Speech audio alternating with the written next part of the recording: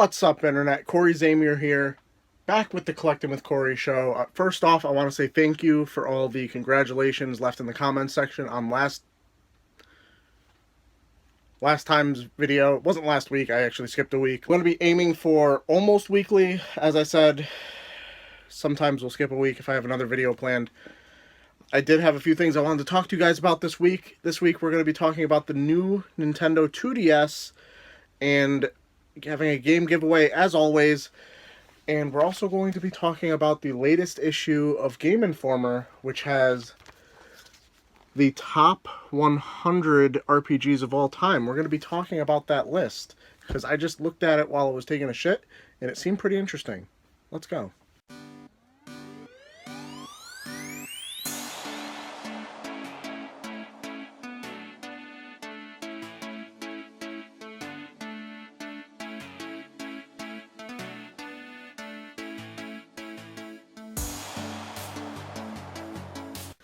Alright, first off, like I said before, thank you everybody who left a comment congratulating us on our engagement.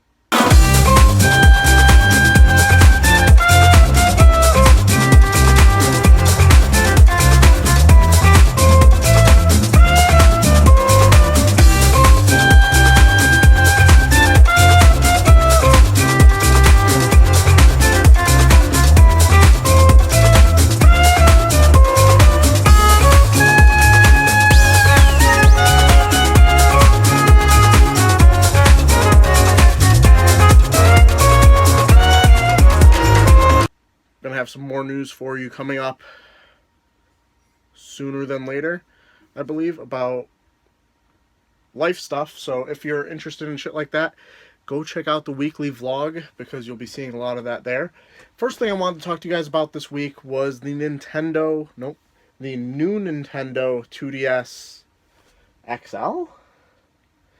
The fucking names of these systems is getting kind of ridiculous. So just in this generation, we have the 3DS, the 3DS XL, which is actually the one I have, the Pikachu version. The new... Which one came first? No, the 2DS, which was the flat tablet-looking thing for small children. The new Nintendo 3DS LL, which was like the regular-sized one. And then also the new Nintendo 3DS XL. And now we have the new Nintendo 2DS XL. Do you see the struggle my mind had to go through just to get through all that? All the fucking different systems that Nintendo has put out in their handheld generation. Just for the 3DS. Just for the 3DS. These are all 3DS games. These are all 3DS playing systems. And this kind of reminded me of what it was like when the Game Boy Advance was around. Because we had the original Game Boy Advance, which I don't actually have an example for you, so I'll put one up on screen. Then we had the Game Boy Advance SP, which I think is one of the coolest handhelds. This was their first attempt at the clamshell design, which they've been with forever since then. I have a weird modified version. We have kind of like a hybrid of the Nintendo Classic Edition one and a random pink Japanese one that my friend Ted put together for me. Well, he put it together and traded it to me. It wasn't for me. But the similarities I was drawing with this was kind of reminds me of how Nintendo very late in the Game Boy Advance life cycle came out with the Game Boy Micro. And that's what this new Nintendo 2DS XL, oh my god, that is a fucking mouthful, reminds me of, because they kind of put it out at a time when there might not really be a need for it. And you have to figure, especially with the Nintendo Switch being the new, basically handheld, I mean, I've never hooked this up to my TV. I'm not exactly sure how well the new Nintendo 2DS XL... I'm just going to call it the new 2DS. I'm not going to say the whole thing. Fuck, that's a fucking mouthful. I don't think it's going to sell that well. And that leads me to believe that it's going to be very much like the Game Boy Micro. because very much like the Game Boy Micro, which you'll notice is lives up to its name, is tiny. Like I could hide this in my hand. You wouldn't even know I had it. Like it is a Game Boy Micro. That is what it is. And to go from this to this without any real desire for a smaller system, like at the time we were kind of looking for a bigger screen, and that's why from now on Nintendo kind of did the 3DS or the DS and then the DS XL, because you want a bigger screen, larger, field of vision. And as you can see here, you don't lose a ridiculous amount, but you definitely lose a little bit. And for anybody that is an adult, this is a tiny motherfucking system to play on. So I can see in the future the new Nintendo 2DS XL being a hot commodity, just like the Game Boy Micro is. You don't see a lot of Game Boy Micros out there. I'm very fortunate to have one, let alone have one in the box. And I owe that to my friend Ted, who had one in his collection and passed it on to me when he decided to get rid of it. Now, talking about the new Nintendo 2DS XL and the actual design of it, I think it's slick as hell. I like it. I really do. I've not really used the 3D on any of my 3DS games in a long time. I think the only game I've ever played where it was actually kind of a requirement was Super Mario 3D Land. There were definitely some parts in that where you needed to put the 3D on just to see how to do a stage. But aside from that, it was all just for a little bit better graphics, and that I didn't get the new Nintendo 3DS XL or the 3DS LL or whatever with the new improved 3D, the stereoscopic or whatever it was called 3D. I never really had a system that I could realistically keep the 3D on, because with the 3DS XL, the one that I have, you pretty much need to be right in front of it, or else if you like move a little bit, the screen gets all weird from your point of view, and it starts to really hurt your eyes. And I'm a fucking adult, so I can only imagine the kids that were playing this, they really needed to keep the 3D off. And as a kid, I don't know if that's something you could have told me, you know? I probably would have been stubborn and just like, oh, I want my 3D on. That's a 3DS, that's what it's for. So the 2DS definitely has its place. I don't really know if the 2DS XL has a place, because it's kind of like one step forward, one step back. Like, I don't really understand why it exists, to be honest. They did some things with the 2DS that was kind of like kid-proofing it. They took away the hinge. It was just one solid tablet. It was a lot harder to break. And now you're putting back a hinge. And you're giving the extra processing power that the new 3DS XL had, but there's no 2D, or there's no 3D. I really don't think you needed a new system just to save people $50, to be honest. I really don't think that was necessary. I don't know if this will sell. I understand that around Christmas time and even up till now, GameStops have been having trouble keeping 3DS XLs and stuff like that in stock. So maybe this is Nintendo's answer. They're going to be putting out a new system that would cater to people that don't want that 3D and want to save that $50. I personally would like to get one eventually, just like I eventually wanted to get a Micro, but I definitely didn't pick this up at launch. I remember when it was coming out. I remember being on the IGN boards. I don't remember what they were specifically. I think it was IGN boards. And I remember people talking about the Game Boy Micro, and we were trying to figure out what the fuck Nintendo was thinking then. And I can't help but wonder if that's what people are going to be thinking now with this new Nintendo 2DS XL. See, it's such a fucking mouthful that I can't help but stumble over it, despite the fact that I've said it how many times this video? 17 times? I don't know. But let me know in the comments below what you're thinking about the new Nintendo 3D, 2DS, whatever the fuck it is, XL. I'm sick of talking about it. Oh my god, my mouth hurts just from saying all the words. I really think it will be something that will be very collectible later on in life. And I think this is Nintendo's way of trying to let people know that they're still going to be supporting 3DS for some time to come before it's completely dead and basically just Nintendo Switch as their own system for handhelds and console gaming, which I'm okay with. I personally love the Nintendo Switch. I wouldn't mind all the 3DS games that I would be buying being on the Switch instead. My only issue is this is kind of clunky to carry around with you. Like, I do have a nice, Breath of the Wild Sheikah Slate carrying case, but still, the 3DS is so much nicer to bring around with you. But this is the future, I guess. That's what we're going to be dealing with. Alright guys, it's that time in the video where we select our random giveaway winner. Random game giveaway winner, that is. And we do that selecting it randomly from the comments of the last episode of the Collecting with Cory Show. So I have this loaded up on this Sandra series. It's basically like the second thing that pops up if you literally type in how to randomly select a comment on a YouTube video. So you can figure it out. We have 53 unique users found.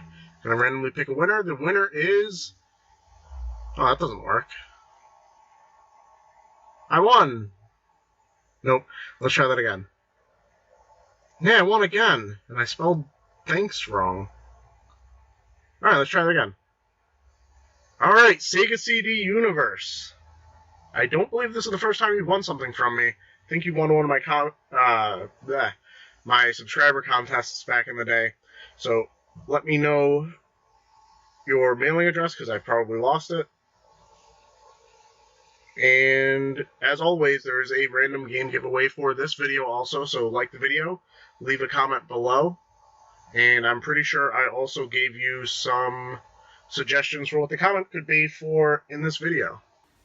Alright, congratulations to whoever the winner of the game giveaway is. I would say in the comments below, if you want to let me know your opinions on the new 2DS XL, that would be my suggestion for a comment. As always, there's going to be another game giveaway for next week, so that's how you enter. Like the video, be subscribed, and comment below. You can comment about something else too, that's fine too. As you saw, we do a random selection using whatever website that was that I just used, and that's how we find our winner. Alright guys, it is time. I literally got this in the mail today. I've flipped through it, and I think it's worth talking about because there's some questionable selections in here. First thing I wanted to make note of, I thought this cover was absolutely amazing. Now, back in the day, I was a day one subscriber for PlayStation Magazine, PSM Magazine. I'll have a few pictures of a few of the cooler covers up on the screen here. And this cover from Game Informer today reminds me so much of the art style and so much of the feeling of those old PSM magazines that I was legitimately excited when I saw this in my mailbox. Going into it, though, this is the top 100 RPGs of all time, according to Game Informer, and I'm assuming their staff. Let me check to see if there was any voting on this. Let me read the summary. In the early days of gaming, identifying role-playing games was easy. The focus on story, exploration, and character progression was distinct from platformers and action titles that dominated the industry. These qualities earned RPGs a reputation as the longest, most immersive, most complex experience available. Over the years, the borders defining RPGs eroded, the genre's core concepts incubated and evolved, while other types of games borrowed and applied the mechanics that made RPGs successful. That includes leveling up, upgrading abilities, equipping gear, forming relationships, fighting through dungeons, and more. Today, you can hardly find any release, from strategy games to side-scrollers, without a trace of the RPG genetic code. This list is a celebration of the genre's incredible impact. These are the best 100 games that exist at the intersection of narrative, combat, exploration, and progression. Each title strikes a unique balance among those elements, occasionally even pushing the boundaries of what we would traditionally call an RPG. Some of the entries here have historical influence, some embody an entire era, and some are just really fun. But all of them have played major roles in shaping the identity of this entertaining and ever expanding genre. So, I'm going to go through here. I'm going to have a few comments on there, and let's take a look. Now, first off, there are going to be some games here that I have absolutely no experience with, such as Torment Tides of Numenera. It's an Xbox One, PC, and PS4 game that I have legitimately heard nobody talk about ever. God damn my tripod. Next up, we have Dragon Quest III. I can definitely understand the historical importance of the Dragon Quest series. I have not played any of them other than Dragon Quest VIII, and I only played that for about 30 minutes until I got frustrated with the first boss because apparently I'm not ready to grind like crazy. Vampire the Masquerade Bloodlines is a PC game at a time when I was not PC gaming, so we're going to pass on that. Dark Cloud 2. Okay. Lost Odyssey, one of the RPGs that I did miss out on. Apparently they re-released it for the Xbox One. That's surprising. I don't know if that's just because you can play it on there, if it's backwards compatible. I don't know how that works. But it was a 360 game. The World Ends With You. Golden Sun. While I did play the game, I would not say out of all the RPGs in the world, I would put it on a top 100 list. I probably got about 10 or 15 hours into it, and I think I got stuck on a boss or a dungeon. I would say that was our first questionable entry here. Pillars of Eternity, another PC game that I have actually not heard of at all. Tactics Ogre Let Us Cling Together, definitely deserves to be on this list in my opinion. I absolutely love the strategy RPG genre, and Tactics Ogre is right up there, a few rungs on the ladder beneath Final Fantasy Tactics, but definitely deserves to be mentioned. Bastion, I've heard a lot about it, have not played it. Panzer Dragoon Saga, very expensive game for the Sega Saturn, one I have not played. Tales of Symphonia. Now, it might sound to you like we're just blasting through here, reading off a list, which for the most part we are. But what is going to be interesting to me is the order in which some of these games are presented. I understand that this is a top 100 list, so what goes along with a top 100 list is that the games are ranked in the order of their importance or of how good they are. And with that in mind, there are definitely some glaring issues with this list, or at least issues I have with this list. So a lot of these games probably deserve to be on here. I definitely do question the order. So at 88, we have Radiata Stories, PS2 game that I heard quite a bit when it was coming out. Same thing with Vagrant Story. Pool of Radiance, I legitimately have not heard about it. Surprising that it was on NES. I'll have to get that eventually. I don't know if it's expensive or not. Might and Magic, World of Xeen. Horizon Zero Dawn. This is one of the ones that really kind of shocked me because I know that this game has been universally praised, and I feel like this game kind of got the short end of the stick, coming out right around the same time as Zelda Breath of the Wild, because I feel like everything Horizon Zero Dawn was doing, Breath of the Wild probably did better, and because they came out so close to each other, a lot of people probably didn't give Horizon Zero Dawn a chance. Like I didn't. I've just heard numerous people on podcasts talk about this game, and they only have glowing reviews for it. Xenoblade Chronicles. South Park, The Stick of Truth. Now, this is the first part that got to me with the ordering on this list. Now, the South Park Stick of Truth was universally loved by everybody that when it came out. However, do I think Horizon Zero Dawn, which, as many people have said, is going to be one of the best games on the PS4 overall, is 2 spots behind South Park The Stick of Truth, which is also 2 spots behind Dragon's Dogma, which I've barely heard anybody talk about, to be honest. Of course, you also got Destiny up there, and then Odin Sphere, and then Wasteland, games of which I don't have much experience with.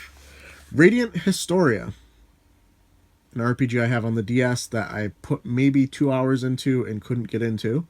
Ultima 4, Quest of the Avatar, Shadow Hearts Covenant, Monster Hunter Generations, Castlevania Symphony of the Night. Now, maybe it's nostalgia talking, but I find it hard to believe, if we're talking about the top 100 RPGs of all time, that we're talking about Castlevania Symphony of the Night already. I feel like this is easily something that should be in the top 25, if not the top 10. Maybe that's just me. Paper Mario, Jade Empire. Now, Jade Empire, I feel, is an interesting inclusion on this list because I feel like everything Jade Empire did was more popular when they did it with Knights of the Old Republic. Like, I feel like we might just have too many BioWare games on this list if we're talking about Jade Empire, and especially if we're talking about Jade Empire higher on this list than Castlevania Symphony of the Night. That's just a little Undertale, very recent game which I've heard great things about but have not played. Disgaea Hour of Darkness. Ronnie, I know you love this game, but I just can't get into it. Divinity Original Sin. So you mean to tell me that Divinity Original Sin, a game I've heard not one person talk about, not one person talk about, is higher on this list than Castlevania Symphony of the Night? Let's move on. Path of Exile. I know some of my friends are really into this game. They say it's a lot like Diablo. I unfortunately don't play on PC because my PC is trash. You could actually hear my PC in the background. My laptop in the background. It is that thing making that sound that won't go away. Mass Effect. Definitely deserves to be on this list. Absolutely love the first Mass Effect game, and it is probably the BioWare game that I would pick to be on this list if I had to pick one. Darkest Dungeon. Don't know much about it. Valkyria Chronicles. It's a strategy RPG that I've seen a little bit about, and it's another one that makes me question the order on this list just because I don't feel like this really belongs, you know? Baldur's Gate, The Witcher 2, Assassin of Kings, Icewind Dale 2. A lot of PC games on here that I'm just not familiar with whatsoever. Chrono Cross, okay. Tales of the Unknown, Volume 1, The Bard's Tale. Definitely never heard of that. Dragon Age Inquisition. Definitely deserves some Dragon Age games on this list. BioWare, once again, right? Yeah. A lot of BioWare games on this list. Fable 2. Skies of Arcadia. I have unfortunately not had the chance to play this. Grandia 2. I'm actually partial to Grandia 3, and I know that Grandia 3 did not make it on this list, so that's a little jab at me. I don't know. Star Ocean, The Second Story. I definitely enjoyed this game back when I had it, when I was younger. I definitely did get stuck probably about 20 hours in, but that's just how it used to go for me. Elder Scrolls 4, Oblivion. Dragon Quest 6, Journey of the Cursed King. The only Dragon Quest game I've actually played. And it definitely deserves a spot on this list. I was so into the message boards back then, and people would not shut up about this fucking game. This game was talked about back then, like Legend of Zelda Breath of the Wild is talked about right now. People would talk about how many hours they're in, how awesome the game is, what they've done, and it's just like, I couldn't get into it when I got it. For me, the game was basically a way to play the demo of, what was it, Final Fantasy 12 early. Like, I think that's why I ended up getting it. Pokemon Gold and Silver, we all know my thoughts on Pokemon. Deserves to be here. I think it should be higher. Not specifically Gold and Silver, maybe X and Y, but, you know. Xenogears. From nostalgia speaking, I could definitely say that deserves to be on the list. Persona 3.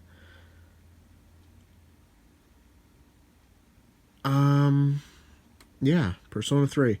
I'm just having a brain fart because like I said before, I flipped through this list. I don't remember if I saw Persona 4 on here. If it's not, that is a glaring omission. If it is on this list and it's above it, it definitely deserves to be there. Here's the main problem and the main reason that we're doing this on a Collecting with Cory show. I want to talk about this. Now, if we're talking about the greatest RPGs of all time, I understand that Legend of Zelda Breath of the Wild doesn't necessarily fit all of the aspects of an RPG. Not all the Zelda games even qualify as RPGs, to be honest. But how are you going to say that in my opinion, I'm about to make really bold statements. In my opinion, the best game that has ever been made, not my favorite game, mind you, that still is NHL 94 on the Super Nintendo, but the best game ever made, The Legend of Zelda Breath of the Wild, only makes it to 47 on this list. 47. And let's see, let's just look at what's on this page that is above it. Demon's Souls. Okay, it started a genre of the hard as hell RPG, action RPG. I can understand that. I've enjoyed some playthroughs on Demon's Souls, Dark Souls, whichever. I can understand that. Mass Effect 3. Now, I understand the main concern with Mass Effect 3 was how shitty the ending was. And the fact that kind of ended that trilogy on such a bleh note. And you're going to put it 2 spots above Breath of the Wild. Fire Emblem Awakening. I love this game. I definitely wouldn't put it above Breath of the Wild. Wizardry, Proving Grounds of the Mad Overlord. Never heard of it. Apparently a lot of these games are available on the Nintendo. I'm going to have to look into. I might actually have this already. I'm just not familiar with that subtitle. Shadowrun. Never played it. Heard people say it's a hidden gem, but do I put it above Breath of the Wild? I probably wouldn't. Here's the one that was a real kick in the teeth to me. Xenosaga Episode 1, Der Wal Zermach. This is a game that, when it came out, people were complaining about more than they were praising it. And from what I remember, people were praising it, or complaining about it, because of how little game there was here. It was mostly just an FMV story that you were watching unfold. And then every once in a while you would get to battle some stuff and do some stuff. But the fact that you put it at 41, like, I could understand it being on the list, I guess, but 41 in the top 50. If that doesn't bring this whole list into question for everybody, I don't know what does. Neverwinter Nights, another PC game I've never played. Fallout, System Shock 2. Diablo 3.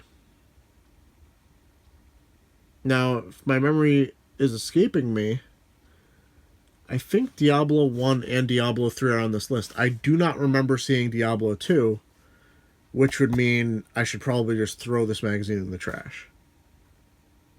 Fallout New Vegas, nothing to complain about there. Final Fantasy X, 35. Very interesting choice. Phantasy Star 4, The End of the Millennium. Final Fantasy 1. Definitely deserves to be here. Valkyrie Profile. Heard a lot about it. Ultima 7, The Black Gate. Ah, okay. Alright. Persona 4 is here. That's okay. Suikoden 2 definitely deserves to be here. I would actually make an argument for the first Suikoden game also. Funny that they actually have, as the screenshot, the battle where I assume so many people's playthrough just ends. Because if you are not super prepared for this Bone Dragon, he is going to fuck up your day. You basically need to, from what I remember, have Luke in your party and have him be leveled up to like where you should be in the game. You can't just throw him in there and hope his wind magic will be fine, because he'll die. And without his wind magic, you just get bent over by this dragon. Super Mario RPG Legend of the Seven Stars definitely deserves to be here. And Earthbound I could also see just because it's talked about by everybody. Dragon Age Origins, Kingdom Hearts 2, Dark Souls, Final Fantasy 4. We're kind of flying through here just because there's not any questionable picks that I see here. EverQuest, Morrowind, Diablo. Now we're getting down to where they're really limiting how many RPGs are even featured on a page. So now we got number 19, Persona 5. Number 18, Final Fantasy 7. Definitely needs to be here because of how influential it is. Ultima Online. One of my friends was super involved in this, so I can understand how important it was, because he wouldn't stop fucking talking about it. Secret of Mana. I don't like the game. I just don't. I don't like it. Pokemon Red and Blue obviously need to be here. I would make an argument for X and Y if we're going for something a little bit more modern. Deus Ex. That's a head scratcher at 14. I'm not very familiar with the game, though, so it just seems like a random one. Planescape Torment at number 13. Fallout 3 at number 12. Bloodborne at 11. This one I like to see, because now we're talking top 10, and they're saying Final Fantasy Tactics is in their top 10. I can fuck with that. Kind of some questionable screenshots. They just really kind of picked these at random. Now you got Princess Ovelia. Tell me, sir, are you friend or foe? They obviously took some screenshots from the PSP version, the War of the Lions. And you can also tell from the slightly updated graphics here. Alright, so now keep in mind, we're top 10 at this point. Number 9, Baldur's Gate 2, Shadows of Am. Oh, okay. Alright, list is a little bit more valid. We got Diablo 2 in the top 10. I missed that. I was about to flip. Because Diablo 2, along with Dark Age of Camelot, is probably why I am not more successful in life. Because I played those games way too much. Number 7, Star Wars, Knights of the Old Republic. Definitely love the game. Could not get past the Rancor. I think I was playing that game on like a burned PC version. From what I remember. I think my cousin like burned me a PC copy for that game. World of Warcraft, have not dabbled in it, but understand the importance. Witcher 3, Wild Hunt. Mass Effect 2 at number 4.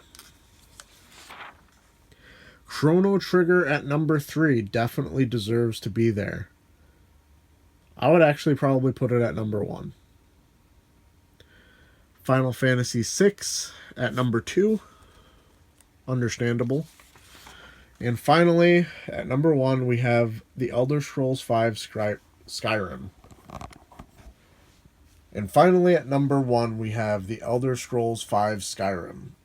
Now, if we were in a world where Breath of Wild didn't exist, I would actually agree for how important it was at the time and how amazing the game is. But as far as open world RPGs, I said it in episode 1 of the Collecting with Cory Show, I don't even think this is in my top 5 games anymore. Breath of the Wild just does everything that this game sought to do, and does it so much better that I really... Maybe that's just me. I just can't see this game being number one. And having Breath of the Wild be goddamn 47 on this list. 47. 47. Can't even find the page. That's how far back it was. Yeah, 47. 1. And then they also have Dungeons and Dragons at number 0. Because the gaming world owes a great debt to Dungeons and Dragons. I can understand that. I play D&D. I can fuck with that. And that's it. Alright, guys. So, let me know in the comments below what you think about that top 100 RPGs of all time list. I assume a lot of you actually either got this in the mail or are going to be picking it up. I can't think of many people that don't have power-up rewards, so you're probably already going to have a subscription to it. So you can definitely check it out for yourself and see if you agree. Let me know in the comments below. That could be your comment instead of the 2DS question if you want. That is going to do it for this episode of the Collecting with Cory Show. If you have any ideas for what you'd want us to talk about in the future, you can leave those in the comments below. I'd really appreciate it.